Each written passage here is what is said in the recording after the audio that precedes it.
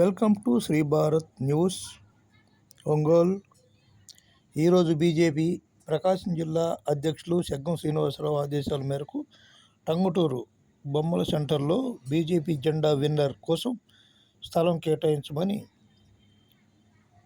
Tanguturu MRO గారిని మరియు MDO గారిని కలిసి కోరడం జరిగింది. ఎంఆర్ఓ ఎండిఓ స్థలం కేటాయిస్తామని హామీ ఇచ్చారు అని వారు తెలియజేశారు. బీజేపీ నాయకులు తెలియజేశారు.